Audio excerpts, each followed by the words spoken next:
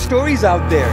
My intentions are to do my job and be a good soldier and contribute to the mission. That has been distorted since I've been in the military. That turned into defending myself.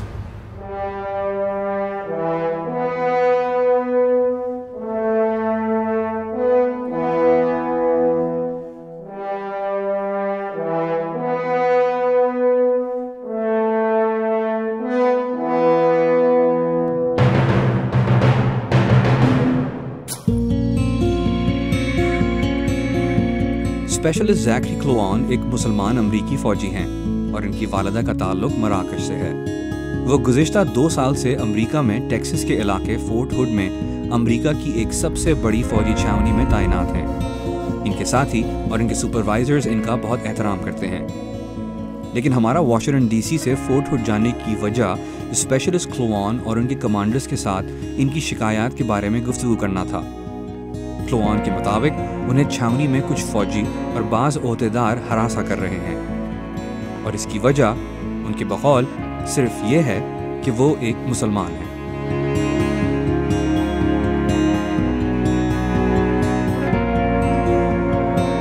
تو گویا آپ نے اس چیز کے اثرات کو اس وقت سے محسوس کرنا شروع کر دیا تھا جب سے آپ فوج میں شامل ہوئے؟ بالکل، میں تو یہی کہوں گا کہ پہلے ہفتے کے اندر مجھے قطعی طور پر یہ احساس ہو گیا تھا کہ میں دوسروں سے مختلف ہوں۔ وہ کیسے؟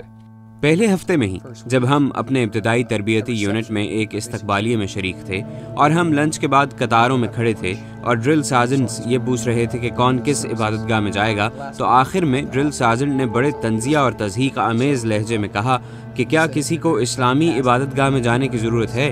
تو فوری طور پر عقیدے کی تضحیک کا مظاہرہ ہوا۔ So immediately there was that belittling of the faith. So the other تو کیا دوسرے ریکروٹس پر اس چیز کا اثر ہوا؟ بالکل۔ and they said okay my تو کیا وہ boss یہ is کہتے تھے کہ اگر میرا باس جس ریکروٹ کے ساتھ جو سلوک کرے گا ہم بھی ویسا ہی کریں گے؟ بالکل، ایسا کرنا ان کے لیے ایک مناسب بات تھی۔ بظاہر وہاں یہی معیار قائم کیا جا رہا تھا۔ تو کیا کسی امریکی مسلمان کو پریشان کرنا کوئی اچھا عمل ہے؟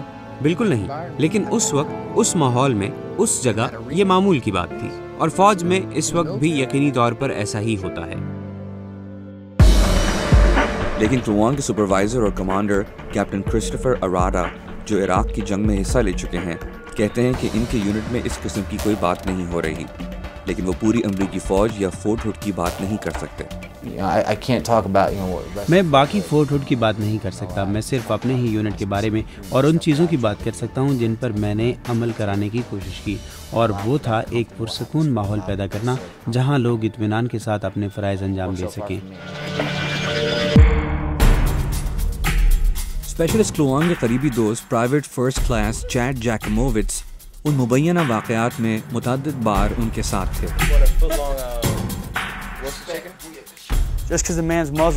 صرف اس لیے کہ وہ ایک مسلمان ہے، اس کا یہ مطلب نہیں کہ آپ اس کے ساتھ امتیازی سلوک کریں، اس شخص کے ساتھ جسے آپ جانتے تک نہیں۔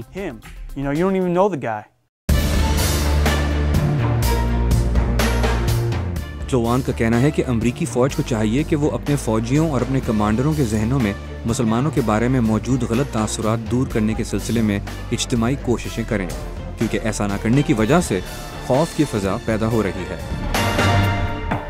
کیا آپ کا خیال ہے کہ ایسا معلومات کی کمی کی وجہ سے ہے؟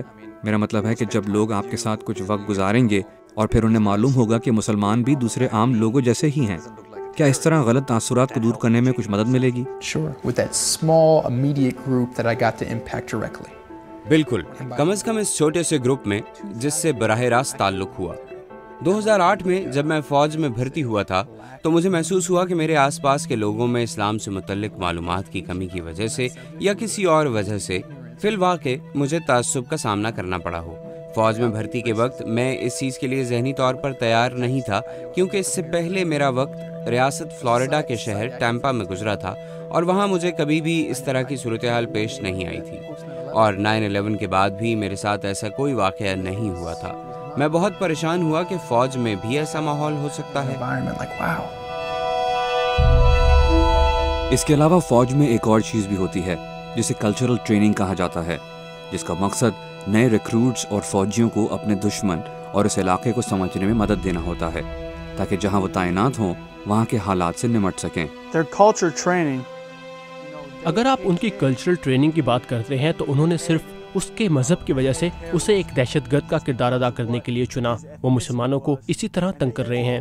ہم اپنے ہی ایک ساتھی کو نشانے پر رکھ رہے تھے. کیپٹن کرسٹوفر اراٹا کا کہنا ہے کہ وہ یہ نہیں سمجھتے کہ ایسا ارادتاً یا جان بوجھ کر کیا گیا. وہ کہتے ہیں کہ ہر سپاہی کی مہارتیں فوج کے لیے اہم ہوتی ہیں. میں اس سلسلے میں ہر طرح کی شرط لگا سکتا ہوں کہ جن لوگوں نے کلوان کو کچھ کہا وہ جان بوجھ کر اسے تنگ کرنے کی کوشش نہیں کر رہے تھے یا اس کے جذبات مجروح نہیں کر رہے تھے. میرا خیال ہے کہ وہ ٹریننگ کے حوالے سے ہر ممکن حد تک حقیقت پسندانہ ہونے کی کوشش کر رہے تھے. میرا نہیں خیال کہ وہ یہ جانتے تھے کہ کلوان کے ساتھ کوئی زیادتی کر رہے تھے. اب جب کہ کلوان یہ باتیں سامنے لایا ہے تو یہ ایک مختلف چیز ہے. آپ کو معلوم ہے کہ ان چیزوں کا اس پر نفسیاتی اثر بھی پڑا ہے؟ بالکل، ہم جانتے ہیں اور ہم نے اس سے سبق سیکھا ہے.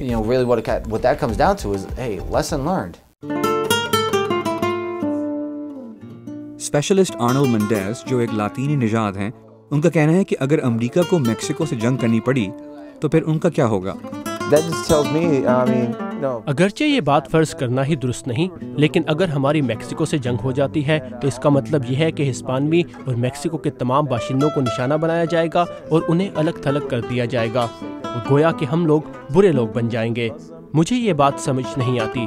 اگر وہ اسے صرف اس لیے تنگ کر رہے تھے کہ وہ ایک مسلمان تھا یا صرف تربیت کے لیے ایسا کر رہے تھے، اسے بھی اس تربیت کی اتنی ہی ضرورت تھی جتنی کہ دوسروں کو.